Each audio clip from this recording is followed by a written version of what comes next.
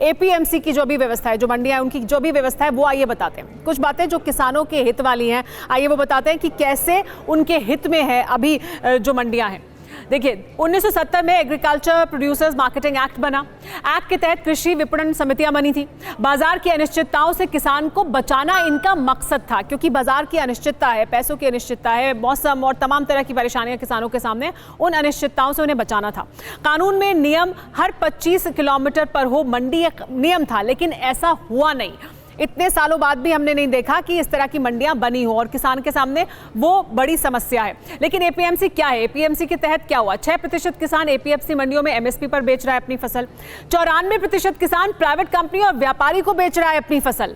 इसके अलावा 90% सरकारी खरीद है, जो पंजाब और हरियाणा में हो रही है। और मंडी में औसतन किसानों से, जो मंडी है वो औसतन किसानों से 250 किलोमीटर दूर है। 25 किलोमीटर पर होनी चाहिए थी, 250 किलोमीटर दूर है। ये हुआ इतने सालों में। देखिए, और क्या समय और जरूरत के मुताबिक एएमसी का क्या हुआ? समय और जरूरत के मुताबिक व्यवस्था में कमी आती गई है। मंडी शुल्क कई राज्यों ने हद से ज्यादा बढ़ा दिया है, जो किसान के लिए एक बड़ी समस्या है।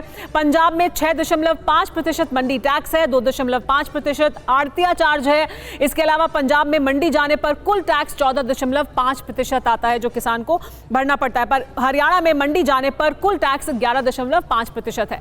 तो ये है जो अभी की व्यवस्था है, जो अभी की स्थिति है। आड़तियों का लेकिन सिक्का बोलता है। आड़तियों की बल्ले बल्ले हर तरफ। कैसे? आइए आपको बताते हैं। सरकार के लगाए चार्ज या सेस को किसान भरते हैं, आड़ती नहीं भरते हैं। सरकारी खरीद में भी आड़तिया चार्ज होता है 2.5% का, जो फिक्स है। किसानों से पहले फसल आड़तिया ही खरीदते हैं। पहले आड़ती खरीदता है, उसके बाद उसे आगे बेचता है। आड़तिया ही एफसीआई में जाकर धान और गेहूं को बेचते हैं, और इसमें भी वो मुनाफा कमाते हैं। किसी राज्य में आड़तियों का मकड़ जाल है, जो बुरी तरह फैला है। उनका एक पूरा सिस्टम है, जिससे किसान बाहर नहीं निकल पाता है। पंजाब में ही करीब 48,000 आड़ती हैं जो रजिस्टर्ड हैं, और ये आड़ती भी उस पूरे सिस्टम का हिस्सा है, जिसमें किसान का सिर्फ शोषण होता है। नए कानून में क्या होगा, जो सरकार कह रही है, इस पर हम लगातार चर्चा कर रहे हैं, और किसान इसका विरोध भी कर रहे हैं। किसानों को बिचौलियों के मकड़ जाल से आज़ादी मिलेगी, ऐसा सरकार का तर्क है, क्योंकि उसके पास वैकल्पिक व्यवस्था भी होगी।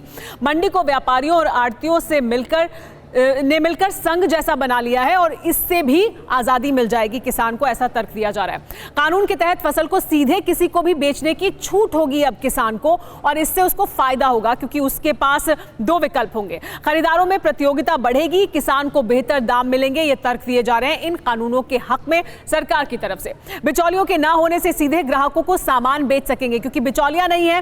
किसान के पास ये विकल्प है कि वो सीधे ग्राहक को भी बेच सकता है, और वो किसी प्राइवेट प्लेयर को भी बेच सकता है। रेस्टोरेंट, फूड प्रोसेसिंग कंपनियों से किसान सीधे डील कर सकते हैं, जो अभी तक वो कम करते थे या नहीं कर पाते थे। किसान को खुला बाजार मिलेगा, ग्राहकों को सामान सस्ता मिलेगा, ऐसा सरकार का मानना है। इन कानूनों के तहत ये सब होगा, लेकिन किसान ये कह रहे हैं कि ऐसा नहीं होने वाला है, ऐसा उन्हें होता दिखाई नहीं दे रहा है।